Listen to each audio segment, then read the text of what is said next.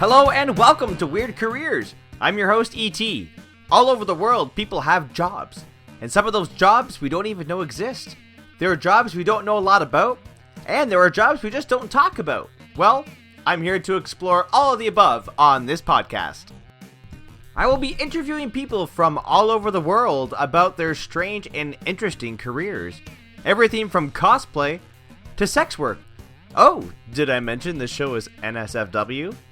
Over the course of this season, we will talk to people in all sorts of field work and dive deep into their professions. Also, if you think you have a weird career or know somebody who's got an odd job, let us know at eric@cardinalimages.ca. This show is brought to you in part by Cardinal Images. Get your business looking amazing at a great price. Check out their website at www.cardinalimages.ca for their gallery and quotes. On today's show, we have Amanda from St. John's, Newfoundland, Canada. Amanda, welcome to the show. Hi, thank you. I'm excited. Well, thank you for coming on the show today. Now, before we dive deep into everything, tell us what it is that you do. So I am a stage manager for theater. That's what I mostly do, but every now and then I get to do some fun stuff that's a little bit outside of that. Oh, neat. So tell me, what is fun stuff? Like, what does fun mean? It takes a lot of different forms. Sometimes I get to do props. I get to dip my toes into set and costumes. Lighting is a big one I'm interested in. I spent Friday playing with some holograms with a friend, so... Oh, cool. Yeah, we get to do a bunch of different things, but stage management is my main focus, I guess. So for those who don't know much about the community theater industry, you would probably agree with me as well that it is a very small, teeny, tiny community. Wouldn't you agree with me? Oh, absolutely. 100%. Well, I'm glad that we're on the same page. So with it being a small community, the job description of a stage manager is something that a lot of people wouldn't know. So what is it? For sure. So I consider my job to go into like 3 different stages, I guess. So Stage 1 is prep. So before rehearsals even start, I make a lot of lists. I make a lot of paperwork. I compile information about designers, directors, cast, crew, about the show in general, making props lists, that kind of thing. All right. That's like Stage 1. Stage 2 is arguably the most important. So that's when I'm in rehearsal. So my job is to take notes on blocking, tracking props, to basically be the director's like right-hand man as far as things go. And I act as a bit of a conduit for communication between what happens in the rehearsal room and what the rest of the production team needs to know. So I'm going to have to pause you there for just a second. Now, you used a term that a lot of people don't know, and that's blocking. Oh, yeah. Now, could you simplify that for us, please, if you will? Yeah, for sure. Blocking is like any movement that an actor makes on stage. So if you go from the left side of the stage to the right side of the stage, I make a note of it. Okay. If you jump up and down and do 5 jumping jacks, that's blocking that I take note of. If you pass off a prop or kick your shoes off or do a jig or get drunk or whatever on stage, like I take notes of everything. Jeez, that's a lot of paying attention. Holy crap. It is. Yeah, absolutely. It's more so when you're the only one in the room, but sometimes on very rare occasions you get an assistant stage manager and they can help you kind of keep track of stuff. So oftentimes we split it at that point, and like I'll take care of like these 10 actors and then they take care of the other 10. So that's always nice. Right on. So you've done your planning, Stage 1. Stage 2, you've done your rehearsals, you've written all your shit down, right? Yeah. What is Stage 3? So Stage 3 is when you move actually into a theater. So you're out of the rehearsal hall, you're in a theater, actors are on stage. It's the first time that people get to interact with their props, their costumes, the set pieces. We bring in lighting, we bring in sound. So my job through all of that is, again, like a lot of communication. I'm the one who tries to let every department know what we need for the show as a whole. And it's my job to kind of coordinate like what's happening backstage with what's happening on stage, as well as the big one for professional theater especially is calling cues. So if there's ever like a lighting cue that happens or a sound cue, I've also done projections, flies, so like things that come in and out from the stage. Oh, okay. And sometimes even actor cues. Right on. Those are all things that I call from the booth. Right on. So I'll be watching the show, I'll tell people that they can go, and then they do it. And it's basically like being the ringleader of a big, crazy thing. So saying that your job is important would be an understatement. A little bit, yeah. So, like, how long, from a professional production compared to community theater production, which takes about 4 to 5 months from casting to curtain call, you're looking at approximately 5 months of production. Sure. Now, our listeners who don't understand or know what a curtain call is, that is your last show of the production. You take down your set and everything right afterwards. Now, for what you're doing, are you looking at roughly the same kind of timeline? Like, not necessarily. I'd say there's lots of months of preparation as far as like choosing a show and setting up a season in a professional sense. Oh, okay. But the time from first rehearsal till the end of show is much shorter. Oh. So typically you get 2 to 3 weeks of rehearsal, 1 week of tech, and then the show starts that week. Right on. So it's like a much shorter time frame as far as like length goes, but you also have more time during the day. Okay. So whereas like a community theater, you might meet for like 3 to 4 hours, 2 or 3 times a week. Yep. In a professional setting, you are in the rehearsal room for 6 to 8 hours a day, 5 to 6 days a week, and then you put it up. Yeah. Oh, wow. That's an incredible commitment. What a huge commitment that you guys are doing. Absolutely. But that's like a little bit of the difference, right? Like when you're doing a professional show, you kind of, that's your focus. That's the only thing that you're doing. Oh, yeah. The benefit, I guess, with a community theater show is that you can have, a day job and then come and do that at night. But you don't get paid for it in community theater. And No, you do professionally. No, you definitely don't. Now, before we started recording, you did mention that you primarily work with opera and theater festivals. Mm-hmm. Now, tell me, how does that differ from, let's say, a professional production or, let's say, a community theater production? So opera, I'll start with opera. That's the biggest one, I guess. Right. The biggest difference with that to, like, any other production, whether it's musical, festival, or community theater, is... it's a very old art form, and there are a lot of traditions put in place, right? So, there's a certain way to address different people in the room. Oh, yeah? Like how? You might have, like, a musical director for, let's say you're doing, like, The Music Man or something. Mm-hmm. But if you're doing an opera, they're called maestro, and you call them maestro until they tell you otherwise, basically. I had no idea. Yeah, it's a much more formal environment. I don't know how to phrase this right, but like you have to take care of singers more, because if you're doing a play, talking through the day is much different than singing through an entire opera 2 or 3 times, right? Oh, geez, yeah, I can't even imagine.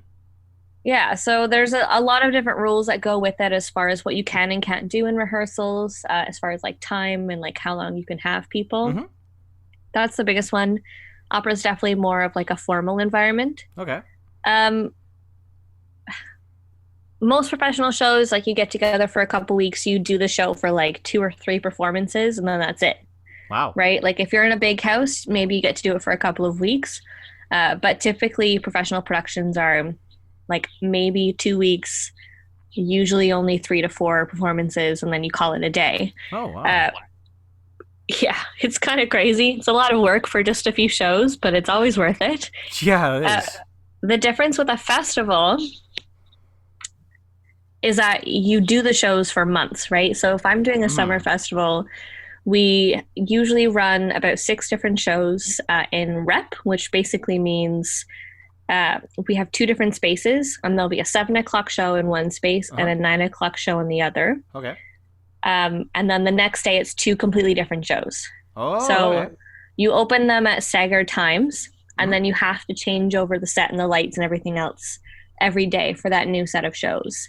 Wow. So yeah, it's a little bit crazy, but the biggest difference is that it lasts longer.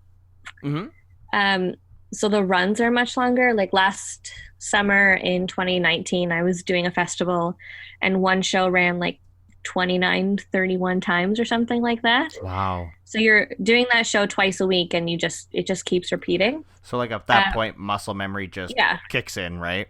Yeah, for sure. But there's also a challenge with that because you have to keep it fresh for the audience, right? Exactly, yeah.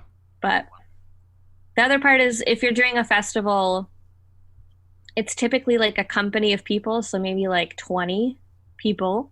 Oh, wow. Who are all working to make the shows happen. So each actor is in 3 plays. Mm-hmm. They go into rehearsals for 3 shows. They do 3 shows in rep, so like twice a week each of those shows. Mm-hmm. So it's like a much tighter knit community, and you spend like 3 to 4 months with these people, so you get to know each other really well. Oh, wow, that's pretty neat. Yeah, I think so.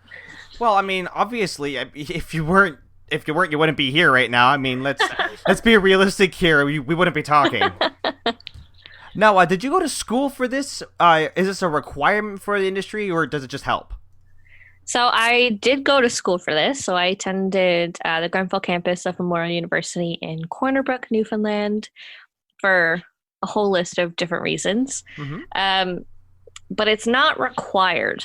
The biggest thing with theater and like most industries in general is you need to have like a foot in the door, right? Mm-hmm. So once you know somebody who can get you that starting position, you can build yourself up. Okay. The benefit of school is that you are introduced to people who can give you that opportunity to move forwards.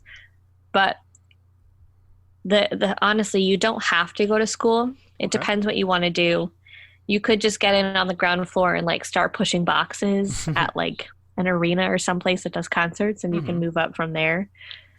Or even just expressing interest to people in the community. They're usually pretty open to like having new people in. Wow, cool. Yeah. Not necessary. So it's still kind of like a tight-knit community like that, where it's more like who you know, Absolutely. where your passion lies, not the thousands upon thousands of dollars that you spent on a piece of paper to get you there. Yeah, for sure. I mean, you can learn a lot when you're going to school because I don't know if this is true for other industries, but most like teachers or professors in theater school have done theater for like years, so they have practical experience and they can give you actual advice and things. Oh, wow. And they have their own connections as well.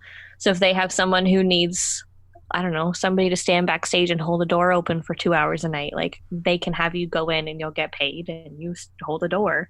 Oh, yeah. But that opens you to meeting new people, to getting your connection started. So well, I mean, like in every industry, it's you got to start somewhere. Exactly. Yeah, for sure. And like talking to Reese last week, I was saying, it's not, in the film and television industry, it's not, those pieces of paper, it's who you know, it's that community that you connect with. Oh, for sure. I have a friend of mine who I met at a bar. This is like an offshoot story, but a friend of mine who I met at a bar, who's the 4th AD for a show in town, like a film series that films here. Oh, yeah. And she gave me a call one day. She was like, hey, do you want to be on the daily list? And I was like, heck yeah, I want to be on the daily list. Yeah. So I've been like a daily set PA for some of the TV that's been filming around here just because I knew the right person. Cool. I have no experience in it, but, skills can be transferable. So you just jump in, you get ready to learn. And exactly. Crazy. Yeah. It's really good, actually. Nice. Now, the COVID-19 pandemic has shut down theater all over the world. Yeah. From Broadway to London's West End to Toronto to right here in London. However, in Newfoundland, Canada, you are starting to open theaters again. How are you doing that, and what is the process of doing so? So I don't know if I'm the best person because a lot of this comes down to administration. But from what I can see and what my personal opinion is that we don't have a lot of cases of COVID in Newfoundland. Mm-hmm. We are very fortunate to be on an island, so we can very easily kind of shut everybody else out. Oh, yeah, that's true. We're now a part of the Atlantic bubble, which is, makes it bigger, but again, is easier to regulate than an entire country. Oh, for sure. We have a lot of small companies who are just going to find a way to do it. Well, yeah. So I really think that the reason we have some theater going on now is literally just like where there's a will, there's a way, and the people in our community being like, well, we're going to do it because this is what we do. So Yeah, let's figure it exactly. out and make it happen. Hmm. Like even when the pandemic started, we adapted, there were technicians who learned how to do film things. And then there started to be performances of like live streaming for like musicians or artists who were in other locations. It turned into like a big thing of like we couldn't get together as people, but we could get together online and share music. Yeah. So we've never really dropped that community that we have out here, which is really, Amazing. really excellent. Incredible. But I think really what it boils down to is the numbers. Like we don't have a lot of high numbers. That's awesome. We've a lot of our theaters, all of them actually, have protocols set in place. So a big venue out here is the Arts and Culture Center. So I just did a show there at the end of October, and it was like social distance seating. So the capacity is like a quarter of what it could be. That theater holds 1,000 seats, and I think the max we could sell was like 250. So it is really spread out. Like it's definitely a different experience. For sure. But it's about adapting, I would say. So there's policy set in place. Everybody follows them because we all understand the importance, and nobody wants to get shut down to the point that you can't do theater anymore. Oh, of course not. So we're always wearing masks. Good. There's always hand sanitizer everywhere. Paths have been marked out. Sometimes to the point of like hours being cut. So where you could have done a 12-hour day before, maybe you can only do 8 now because they've cut down on like exposure. Yeah, budget cuts, understandable. And I think the other part is that a lot of our professional theater comes from small companies, and like companies in the business sense, but also in the people sense. So we're not doing shows with like 10 to 20 people, we're doing plays that are one person plays, maybe 2 to 3 if we're lucky. But right now I'm a part of a series that's been 4 one-woman shows. Oh, cool. So it's so much easier to do theater when there's only one person that you have to worry about. Well, yeah, that would make it a lot easier for sure. There's also a lot of adapting. Like I was a part of a piece, again, at the end of October that was more like a radio play. So you would go in your car and travel to different destinations, and there was a monologue that played on a radio frequency. Oh, cool. And then you would listen to it from there. So it's about finding different solutions to a lot of things, I would say. But we're really not the people to like let things stop us. So even if there's an issue, we tend to find a way around it. Amazing. And some of it too is that we're filming it. Again, this one woman series that I've been a part of, I'm very fortunate to be a part of right now. Every single performance is being filmed. Wow. With the intention of being broadcast at a later date, like across Canada. Oh, cool. Right? So we're doing theater for an audience, but we're also filming it so we can have that. So if things happen to go south again and we have to go back into our quarantine or our lockdown, we have art that we've created and that we've worked on.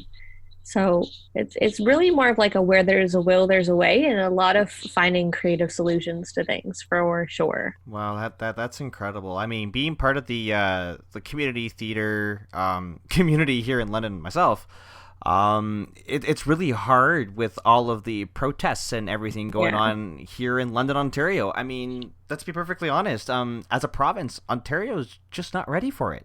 Absolutely. I mean, honestly, like the mindset of the people around you is a huge, huge thing. Oh, absolutely. Newfoundland culture is based around getting together and everybody meeting in a kitchen and playing music and like spending time together. So not having that, especially at the top of COVID, was really hard. Like I know a lot of people really, really struggled with that, which is why there became all this like adaptive stuff really into film and everything that got going.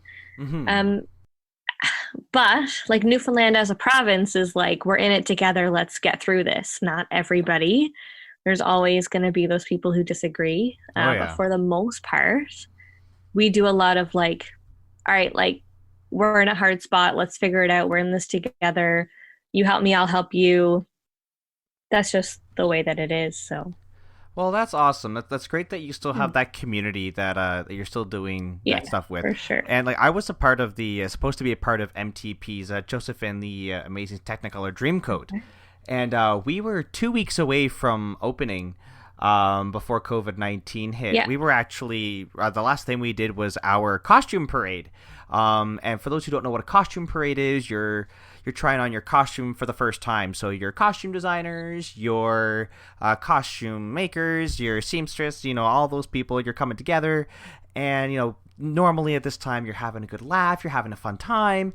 And, that is the last memory I have. I'm pretty sure it was just 2 days later. They said, oh, by the way, the show's not going on right now because of COVID-19. But that's what I have. It's the memories that I have. And if this happened 2 weeks later, Yeah. I mean, this show would have gone on. That's honestly the craziest part about it. And not to be all woe is us, but Newfoundland's had it hard, especially on the East Coast, because we had Snowmageddon at the top of the year. Oh, yeah. So there was literally a week where we couldn't even leave your house because you could not see the road. Oh, my God.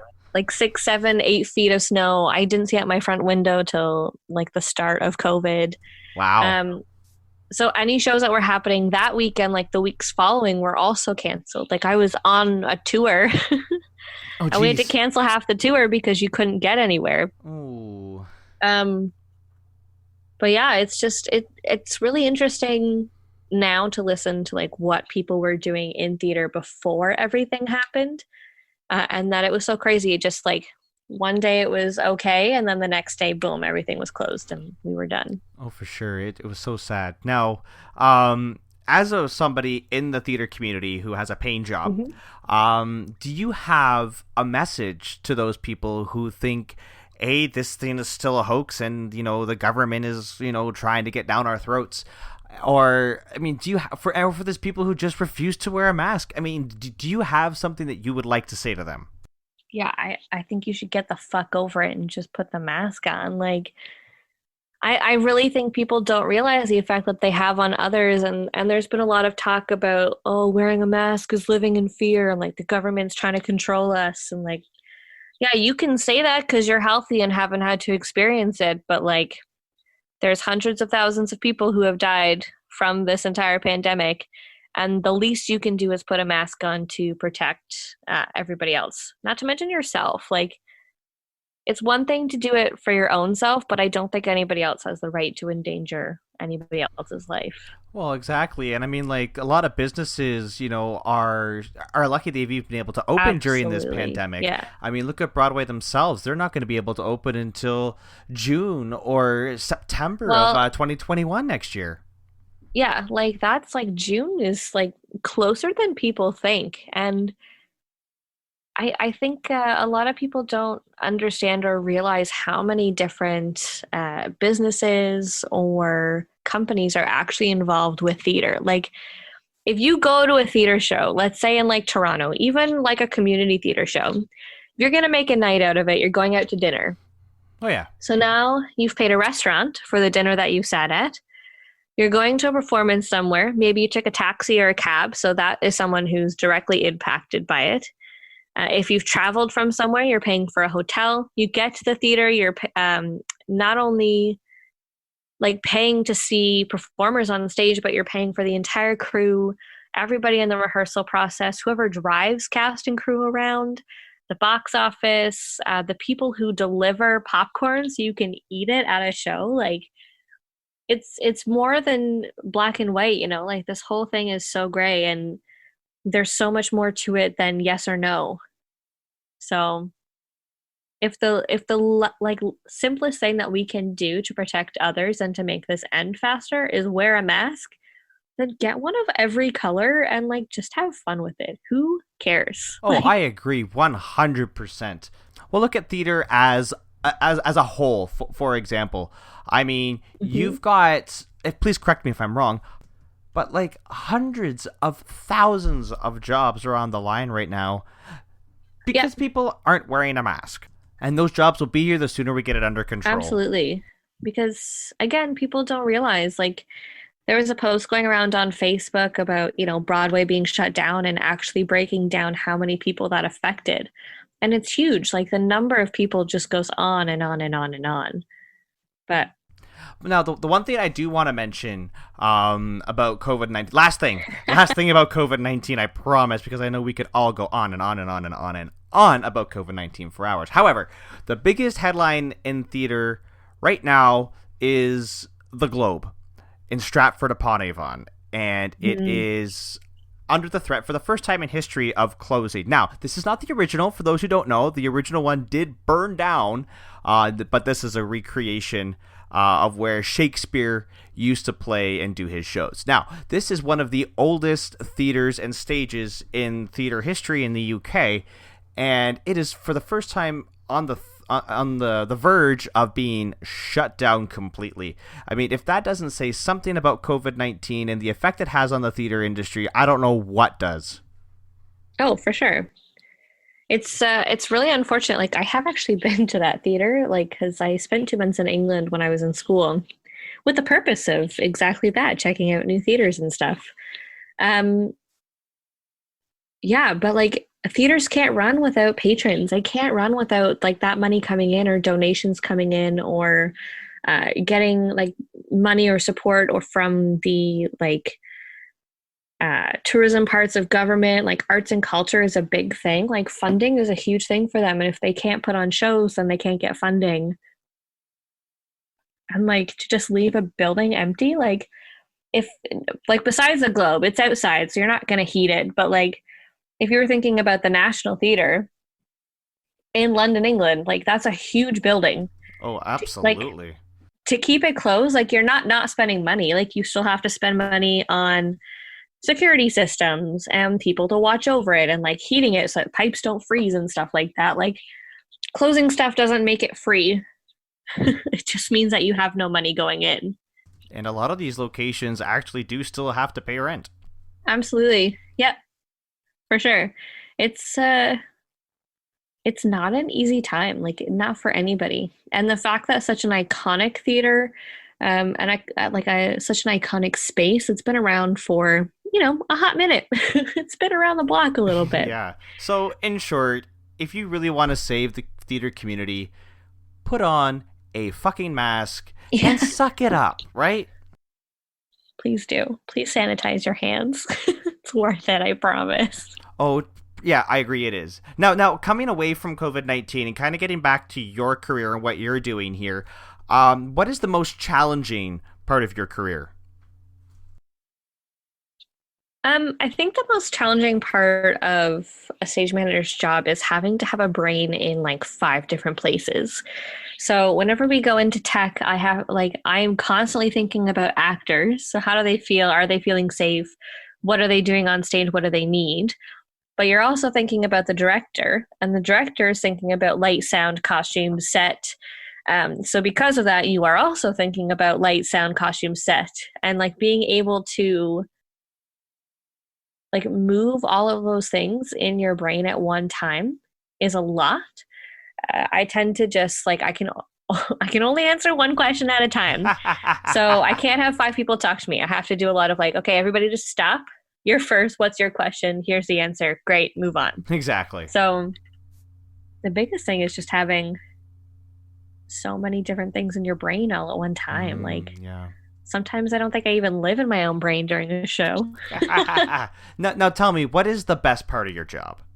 Oh my gosh, the best part of my job is the people in the stories, which I guess are kind of hand in hand. But like, you just get to work with the most incredible people, and I've worked with companies who have cast members from like all over the U.S. I worked with people in Europe, all over Canada as well, BC, Manitoba, Alberta, Ontario. The list goes on. Um, and just like getting to meet all of them and listen to their stories and their life experiences and how they got to be in whatever show you're doing it's really just incredible. And then to know that you have like all of these people that I like to think of them as like little lights around the world, and like my world gets brighter with like each new person I meet. Oh, And just to wow. have like all these little lights everywhere. So a great example for me is I did an opera, met a friend. We became like very close friends and then went through a rough time in my life. And I went to New York and stayed at her house because I could, like having those people. And like, I know if I go to any big city or any province, I could call up somebody and we could go for coffee and just chat and see how they're doing. And I've got their back and I know that they've got mine. And it's nice to continue making those connections for sure. Oh, absolutely. And speaking of those connections, Amanda and I, for those of you who don't know, we go way back to my first community theater show. Oliver, was that your first community theater show? No. Now, I just remember that this was my very first community theater show. And I just remember you being so much littler. I was much littler, yeah. I mean, so that just goes to show that, 15 years later, that community is still there. And I can say with absolute confidence that the relationships you build in theater can and most often are so much stronger than relationships you build outside of it, because you're spending so much time together. And like I said, blood, sweat, and tears into some of these shows, most of these shows actually. So you develop a bond. Yeah. And some of them are good tears and some of them are bad tears. But like at the end of the day, you do it together and like that's what matters. And then, getting to bring beautiful stories to the stage. Like I can't even count the number of times I've watched people do a show and I just get goosebumps everywhere because I know that I'm like in this like special moment and there's like magic happening on stage. I know the audience feels it and I'm like, this is great. I love my job. So it's worth it for that. Now, I do have one more question before we let you go. Sure. First of all, I just want to say thank you so much for coming on the show today. It's been great. It's been a hoot and a holler to have you on here today. And let's just say it's always great to have a Newfie on the show. Oh, thanks. Technically, I'm from Ontario, so... I mean, you've got the accent now. It does come out, so, I mean, I'm sorry to say. Can you? Dang. I never noticed. I mean, come on. We talked about this last time that we were on the phone, right? Yeah, I know. It's fine. I'm not mad about it. I just I can't hear it, but I guess it's because I'm surrounded by it every day. But tell me, if there was one thing that you could change about your career, what would it be and why? I think one thing I would change about my job is just like people to be more understanding. I think sometimes in theater, especially during like a tech week, like, emotions run high and things are really busy and everybody's focused on their own thing. But just having some understanding for like what other people are working through or like the jobs that other people do that you don't thank them for because you don't notice they do it because they're doing it. But if they weren't there, you would know. I think just like a general understanding or appreciation maybe for like the people who run things behind the scenes. I've worked with a lot of people who are really excellent, always say thank you before they leave. Make sure to like include our names as technicians and stage managers when they do thank yous. And I've worked with some people who are not so great and some people who snap at me and think that, because I'm not on stage, that my job is lesser, but you can't do theater without every person involved. So I think just like appreciation for the work that stage managers do that you don't realize, because if they didn't do it, you would know. And the only reason you don't know they exist is because they're doing a good job. So when I go to see a performance, the first thing I do is check the program for whoever is stage managing the show. They're never included on like big titles or like big things with, this show created by so-and-so, directed by this person, lighting, sound, and all of this. And like, that is very integral. You cannot do a show without those people. Oh, absolutely not. But you also can't do it without your stage manager. So like, I don't know. Maybe not everybody wants this, but give them a shout out sometimes. They're worth it. Not even like me per se, but like I know some incredible stage managers and they deserve awards. They do some incredible work. So give them a shout out. Appreciate them. Give them a break. Well, that's awesome. Again, Amanda, thank you so much for coming on to the show today. It's been an absolute pleasure. Thank you so much. Thank you for having me. Well, ladies and gentlemen, and those beyond the binary, that was Amanda joining us today via Zoom. This episode is brought to you in part by Zoom.us, keeping you connected securely wherever you are. Thank you for joining us today on Weird Careers. Please don't forget to like and subscribe, and don't forget to share with your family and friends. I'm E.T. Until next time, cheers.